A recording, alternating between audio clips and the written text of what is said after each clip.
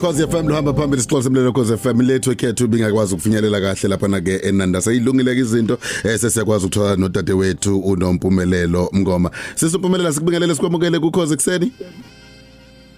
Sanibona. Kunjani? Ngiyaphila njani? Sikhona ungathi kuvusa usalele nje. Cha ngilele. Okay, ngizwe down. Mhlamba siqale ngokuthi sizolane nani nafihla kahle ngempela sonto. Isafihlanzeni kodwa angengicela ukuthi khuluma uanti because mina ngikho right. Oh ngeke sakhuluma no auntie okay lethu auntie singajabula ukuba nomuntu omdala. Auntie sikubingelele sikwamukele ku Cause ekseni.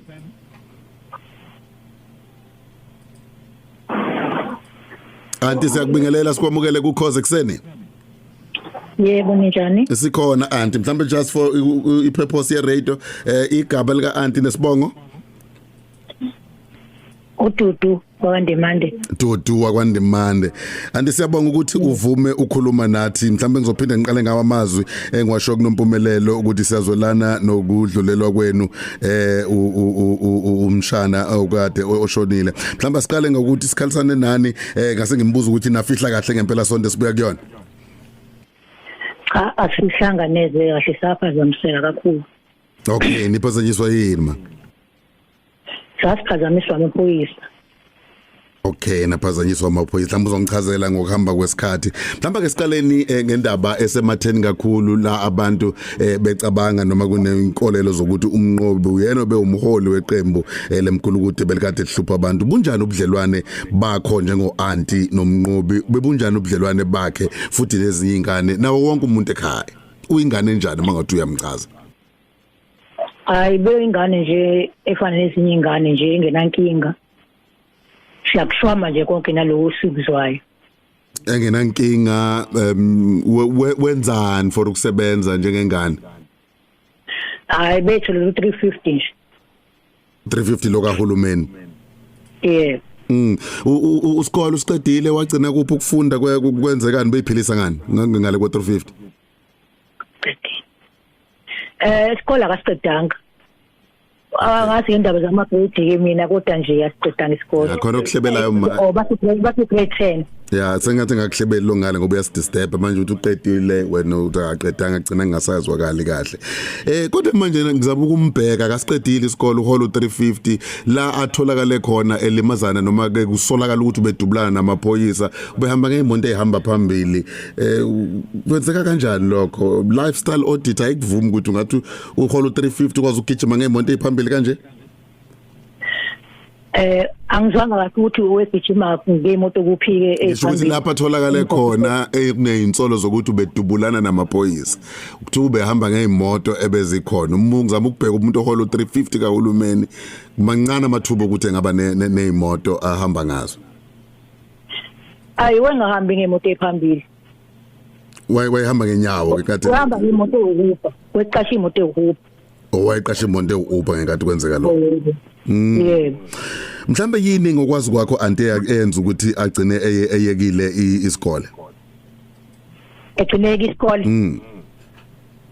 Usho ukuthi mhlambe wayebona mhlambe ukuthi akakwazi ukuphumelela ephambili ngasi ngithina ngathi. Nani njengabantu abadala ngizama ukubheka nje uauntie ufana noyise phela wena wavuma ingane ithi yasiyeka isikole at the age of 22. Ingane zamanje phela mayingane uyoyithuma esikoleni. Ihamba ithi esikoleni ngadayisa yabo. Ngeke uthi kwathi ngoba izophuma igqokile wona uniform kuwena. Bese kanti ayisikoleni bese uyayeka nawe ngoba nakuze kuzingane zamanje. Kunegama auntie abambiza hayi ukuthi ayeke ingane sorry hayi ukuthi ayeke ingane. Okay. Yatshela ingane esikoleni yaye esikoleni. Kwazi wagcina ukuthi iyayeka ngoba manje yayivela ingayi ihlala phansi ifeyila futhi. Ngoba yayiphuma la esikoleni. Uthiwe esikoleni ayifikanga yabo. Shuthi ingane ehlupha senzani njengabazali ezimene njengalezo ngiyazi ukuthi angikuthwalisi vele awuyena ubaba wayo nomama wayo uauntie mhlawumbe nawe uhlala emzini wakho njalo njalo sigcina siyicontrola kanjani ingane njengaleyo ithunyiwe yethu ayesikoleni ayiyesikoleni ihambe yohlala nabangani bayo ngiya assume and then sivele sikubone kuyinto enhle nje esiyibekezelelayo. Cha akuyona into enhle le sasingayithandi impela ukuthi ingane ingayisikoleni. Okay, Ngoba kwangabikho uqondiswa kwegwego kwenzekalayo. Angizwanga? Kwangabikho uqondiswa kobugwego benzakalayo. Sazama njengabazali. Sahluleka phela ngoba ingane ingane iphinda ama-class izibe ndala isigolozela ubusakwazi ukuyicontrol. Mhlambe kuleso simo nje nani nakho ukubambisana nesikole kulezo ikhathi ngqani nesikole sasiphatheke kabi ngesimo sakhe. Sasikwazi ukuba sasixhumana nabasesikoleni. Aha. Kwagcina kanjani nabagcina sebeze bayeka. Yebo. Bagcina sebeyekile ngaleso sikhathi engayile esikoleni wayethi kunina uphuma yekuphi? Wengathi mebengayile esikoleni bengabuye ezela ekhaya phela kuya ngekhathi sesikole sekubuya ingane. Okay. Ube ngazi ukuthi kade yile esikoleni. Ube ngathi ubeyile esikoleni. Senikhamba sekuyahamba seniyathola ukuthi hayi vele akasafundi lo muntu. Senibona abangani mhlamba asenabo. Bakhona nabangani abasha abanixwayisa ukuthi awu bani labangani. Hayi besingaze sibaboneke abangani ke befika lana kababa. Mhlambe ke betina ngale ngaphandle kwethu. Nibeni ekhaya nje ubebizwa ngomnqobi. Yebo. Benilazi leli lika Hitler 10. Hayi besingalazi lo gama ka Hitler. Niqale nje ukulizwa nini? Igama la Hitler silizwa manje thina ukuthi beHitler. Lekhaya ukuthi mina naye uHitler le. Okay. Manje besikhathi sedasavuma siya kwenye indawo. Ngicela ukuvala ngalokho siqala uthe ube ingane enhle njengamanje esinye isithombo sipaintayo uyabona ukuthi khona ukuphuma kancane esandleni obekukhona. Usengaphinda ume ngamagama akho ukuthi ube ingane ehlonipha yenza yonke into ekhaya. Abehlonipha nje kwashe emphakathini nje behlonipha. Okay, futhi anazi lutho macala akabekelwa wona ongabe ngawokushaya ngaba ukubulala abantu ababalelwa kulishumi nakho konke lokho kunya kusho nezinto ukuthi ube nazo ezithola ngobugebengu niyakushwama lokhu ningabazali. Siyakushwama nje thina singabazali ngokuthi abesazi ukuthi uvikele umphakathi nje bengekho umuntu ohlukumezekayo le emphakathini. Oh bewuvikela kanjani? Begadile nje ukuthi akho umuntu ofikayo azohlukumeza abantu. Ekhatha kanjani na 22 ma? Ekhatha ngani? Cha bekhuluma nje ngomlomo labafana. How? Oh bekuyi police forum kuyilama forum amaphoyisa afonye emphakathini? Hayi bingekho ku forum la emphakathi wethu. Oh ube iskepe? Hayi bengesona iskepe. Behlangana nje nezingane ukuthi asivikele indawo yethu. Should be more of a motivational speak ukuthi nje lalelani bafana nakho umuntu ozokwenza ubugebengu la. Yebo. Okay manje osizwa kahle. Nakho ukhala ngamaphoyisa enzeni amaphoyisa kuba ngiyafisa ukuthi iside lenu njengomndeni lizwakale afike aniphazamisa anihlukumeza ngokwenzani. Asiphazamise kakhulu amaphoyisa ebekaqali futhi ukuthi ngeke sahlehlele emuva ngiyoqala eqaleni. Asiphazamise kakhulu amaphoyisa kusukela nje shonile nje. Akuniphazamisa ngokwenziwa amantomba. Okay sorry bayasiqhubeka. Ngoba asikwazanga ukuthi simeze esefikile la ekhaya ngendlela yosiko ukuthi umuntu mengabe eshone ngesikhali fona gesi sangakwazi ukwenza lokho ngoba avane nje afika lana shaya abantu kwasakhonkonzo lana abantu bakhishwa abantu nje beshawa nje abantu kwasala umndeni wodwa njengo auntie umntaka bhuti wakhe ukuphathe kahle ukubona lento ebesiyenziwa ngabantombazana emncwabeni for umuntu obemuhle kangaka emotivate abantu enza izinto ezinhle ekhuza ubugebengu evikela umphakathi. Uthi bani uphatheke kahle ke? Ngisho wena ukuphathe kanjani ukubona abantu bedansa kwenziwa yonke lento bebekade yenziwa zingane emncwabeni kamuntu omchaza kanje? Angiphathekanga kahle ngoba futhi lokho bese kwenzeke wona bengenzeki la ekhaya. Kodwa nawe kukuhlukumezile ukubona. Noma mina bengingekho wona bengisele ekhaya kodwa ngikuzwile lokho ngakubona ukuthi kwangihlukumeze wayi khona kwala ekhaya ukuthi ingane sikhuyiphanga ngokomthetho ngakho ehukula la ekhaya. All right ma siyabonga. Ma njoba nibancane ekhaya nona umndeni omkhulu. Cha umndeni omkhulu omuye bungafikanga. Oh bebebambe mhlambe bebebanjwe yini? Besaba abantu babe befona bese kucabana bayashawa. Okay ngibona umfanyana lapha sithe uma simbona umfanyana obephethe ihlahla umfowabo mhlawumbe noma benimkhethile njengomndeni ukuthi nango ozophatha ihlahla ahambe khuluma. ingoba bese umalume wakhe bese eshayiwa amaphoyisa kumandulele phansi wase kuthathwa ingane obhuti wakhe umzala kuyena ukuthi kube yona emthithayo manje ngoba amaphoyisa ngendlela bese ehlukumezeke ngayo ehlukumezeke ngayo ingane ithi kwazile kodwa bafana ngabufisa ngumalume ithini ingane ikwazile ukwenza konke lokho imicikilisho yehlahla lesuku yenziwa mhlawumbe umuntu mase ingane yazi litho ingane phela yazi litho ngathi nje akhambanga nje kahle ngoba ayikwazi ukwenza izinto efana izenze okay yabo masize thathelwa phezulu ingane itho enza kanje ngani kana bikade ishayiwe futhi all right ma no siyabonga kakhulu kodwa awuyazi ukuthi ungabavulela amaphoyisa icala ma amaphoyisa ngwavula icala ngwasalivule eqaleni bathi amaphoyisa sibopha amaphoyisa lamaphoyisa akwaboshwa bangabe ukuthi siyawabopha kuzofuna sihambe endaweni ngoba azosifuna ngasithola sibulala ngoba afika futhi asisabisa athi kuyena umalume wengane nina nihambile nawo sibopha sekuyakwenzeka kudala njengoba ngithi nje ngikha phezulu ngoba indala nje afika eqaleni abashaya abulala nendawo le ekuthiwa umsamo abulala zonke into zomsamo efuna yena umnqobi njalo ngeinsolo zobugebengu yebo ashaya lo ntombi lo utadwabo sahamba saye emaphoyiseni lapha sabo saye enkantolo eBridge sithi siyomanga lapha kwathiwa eBridge City awunimangalela amaphoyisa ngeke aza amaphoyisa azaboshwa okay ma khona uphiko olubizwa lasaba okay ma khona uphiko olubizwa ngeIPD sengathi ungahamba ungagooglisha lona bese uyobika kulona okay